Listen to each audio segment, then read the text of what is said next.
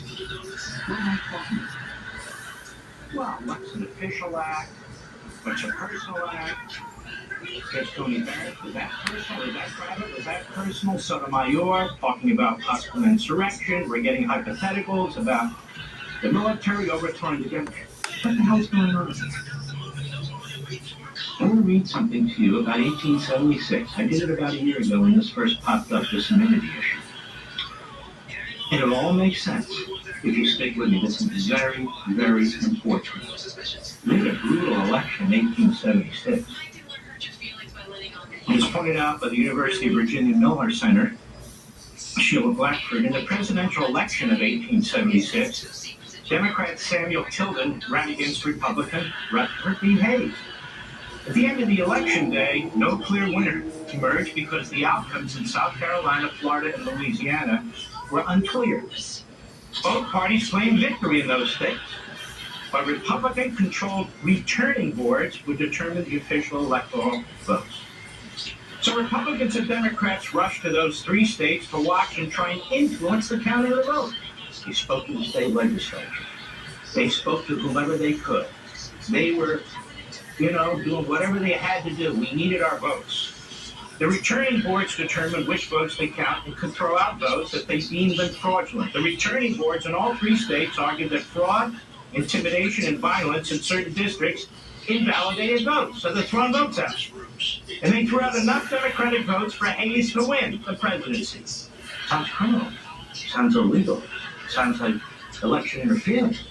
Meanwhile, in Oregon, a strange development added that state to the uncertain mix.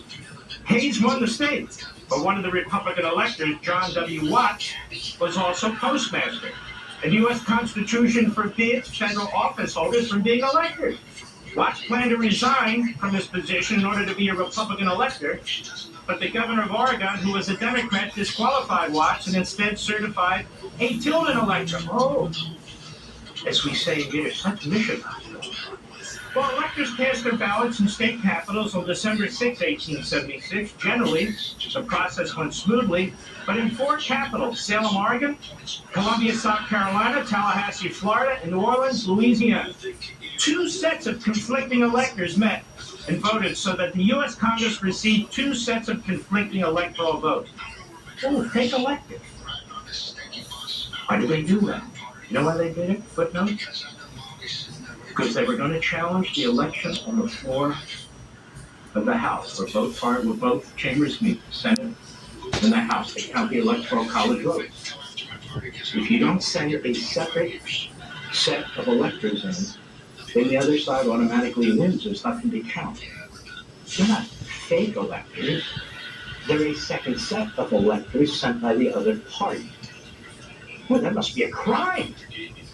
At this point, Tilden had 184 electoral votes, while Hayes had 165, with 20 votes still disputed. So Tilden was in the lead, substantially so. Well, the Constitution stipulates that the electoral votes be directed to the President of the Senate, who was a Republican, Thomas W. Ferry. Although Republicans argued that he had the right to decide which votes to count. Wow, almost sounds like advice, even by John Eastman, the former vice president. Democrats disagreed and argued that the Democratic majority in the Congress should decide. Well, a compromise was reached, and on January 29, 1877, the Electoral Commission Act established a commission of 5 senators, 3 Republicans, 2 Democrats, 5 representatives, 3 Democrats, 2 Republicans, and 5 Supreme Court justices, believe it or not, 2 Republicans, 2 Democrats, and 1 independent, to decide which votes to count and resolve the dispute. But the independent Supreme Court justice refused to serve on the commission and was replaced by Republican justice. So you had 5 Supreme Court justices, 3 of whom were Republican appointees. Although Hayes did not initially support the commission, he changed his mind because it would enhance the legitimacy of the eventual winners. Plus, the Republicans controlled the vote. The commission voted 8-7 to award the electoral votes from South Carolina, Florida, and Louisiana, and 1 from Oregon to Hayes. Remember, he was 20 behind. Now, Democrat members of Congress threatened to prevent the count of the electoral votes and delay the resolution of the election with frequent adjournments and filibusters. With the threat of delay, Democrats hoped to win some concessions from Republicans. Blackmail? Obstruction? Two issues interested Democrats: restoring their control of government and thus white supremacy in the South. Oh, you clever Democrats, always for slavery and segregation. And removing the last of the federal troops and the federal subsidy for railroads. However, it's doubtful that Hayes, his supporters, and Democrats reached any sort of deal beyond what Hayes promised to do in his letter of acceptance. Samuel J. Randall, the Democratic Speaker of the House, realizing that creating chaos would backfire on the Democrats, finally ruled that filibusters out of order and forced the completion of the count in the early hours of March 2nd, 1877. With 185 votes to Tilden's 184, Hayes was declared the winner 2 days before he was inaugurated. While Hayes strongly supported African Americans' right to vote and protection of civil rights, he had little influence in the South. By the time he took office, the only federal troops still in the South protecting Republican governments were limited to small areas surrounding state houses in the capitals of New Orleans and Columbia. Hayes insisted that Democrats in South Carolina and Louisiana pledged to uphold civil and voting rights of black and white Republicans. Once the Democrats agreed, Hayes pulled the remaining federal troops out of the South. The white Southerners quickly turned their backs on their pledges, systematically disenfranchising black voters through poll taxes, literacy tests, and intimidation. Democrats in the South created a segregated society and used terror and violence to oppress African Americans. And Hayes had little power to control the Democratic government in the South anyway. 1876. Wow, what a year. Let me talk to you about the allegations against Trump and others brought by an unconstitutionally appointed rogue special counsel. It will be Jack Smith. His appointment violates the Constitution, his enormous prosecutorial powers, but he never had to present himself to the Senate Judiciary Committee or to the Senate for a vote. Well, what's the issue? Basically this: attempting to influence state officials to subvert the legitimate election results. Ladies and gentlemen, candidates are free to try and influence state legislatures, governors, or whomever is involved in the count in the voting system to see if there's any way that they may win or may have won, or if there's something the other side did. It's not a crime. It's not subverting the legitimate election results, quote unquote. The election is not over until the House and the Senate, the members of Congress meeting jointly, say it's over. That's the whole point. Organizing fraudulent slates of electors. Fraudulent slates of electors, you mean like in 1876? It's a second slate of electors to challenge the election on the floor of the House where the Senate and House members are meeting. They decide who the President of the United States and the Vice President of the United States are going to be under our system. Using the Department of Justice to conduct sham election criminal investigations. Sham? Says who? We have criminal investigations being done by the Department of Justice on election fraud all the time. Out of the radical left-wing Civil Rights Division that is constantly accusing states and counties of criminal violations in election codes. There's nothing new with that. Knowingly and fraudulently attempting to influence the vice president's role in certifying electoral votes. When you have a lawyer like John Eastman or others trying to convince the president of the Senate, that is, the vice president of the United States, Pence, no, you have the power to do X versus Y, whether Pence might be uncomfortable, whether people may not like it. That's not a crime. It's never been a crime. Utilizing the events of January 6, 2021 to, quote, levy false claims of election fraud and convince members of Congress to delay the certification, free speech, trying to influence the outcome of an election, not subvert an election, you're challenging the election. It's been done since the beginning of elections in the United States of America. Now, what does any of this have to do with the immunity hearing that took place in front of the Supreme Court? Why is that case in the court? Why is there, for the first time in American history, a dispute over whether a president's immunity carries over to his post-presidential life when he conducted himself a certain way as president? Why is this front and center? Why has this never been an issue before? Well, because of Trump, that's ridiculous. Obama could be charged, Biden will be charged. This is ridiculous. Do you know why it's in front of the Supreme Court?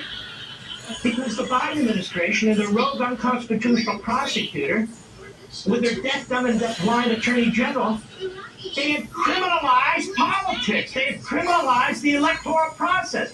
Everything they claim that Trump did is not a crime. Now, how else do we know that? Not only through our own history, that they've criminalized elections and a political process. What is Trump charged with? Insurrection? No. Sedition? No. He's charged with the 1871 Ku Klux Klan Act and its more recent iteration. I just told you about an election that took place in 1876, after the 1871 Ku Klux Klan Act was passed. Nobody even thought about bringing a case against Tillman, against Hayes, against state legislatures, against anybody. The Enron Obstruction Act. What's that all about? They use that. Did the U.S. Attorney's Office in Washington have the judges in Washington, D.C. against the January 6ers? The problem is it doesn't fit. They had to rewrite the statute. The circuit court, the three-judge panel with Biden appointing, they rewrote it to apply to those protesters. The Supreme Court's having to hear that case as well and decide on it. And then a law that's used against potentially corrupt federal contractors, the Klan Act, the Enron Act, a federal contractors law. That's what they're bringing against Trump. And the Supreme Court is sitting there like a debating society. It didn't look like they were debating law. They were debating philosophy. Well, what's private? What's official? What if Silkine ships is sent to overthrow a president, sends out the military? What if UFOs come down and the president is actually an alien? Or what? It was embarrassing. It was humiliating. The man arguing the case is working for an unconstitutional prosecutor who brought this country to the brink, whether it's immunity or other aspects of our constitutional system. The justice should be familiar with Jack Smith. He went there before, when he was the governor of Virginia, a Republican. He brought a preposterous case. He rewrote the statute. And so the governor was convicted, only to have the 8 justices who ruled on the case, rule unanimously, overturn it and say that the statute didn't say what Mr. Smith said it said. And so now Mr. Smith goes back to the Supreme Court with all this stuff because he's criminalized an electoral process, a political process that can be ugly, that involves talking to one another, that involves separate electors, and he's criminalized every piece of it, not under the insurrection or sedition statutes, but he dusts off these ridiculous statutes and throws them at Donald Trump. And now the court's caught up in all the status. The court's caught up in Mr. Smith's world. The court's caught up in something that is really quite dangerous. Now they're going to decide what is official and private conduct on facts brought to the court in a case that never should have been brought against Donald Trump, not by this prosecutor or any prosecutor. I'll be right back.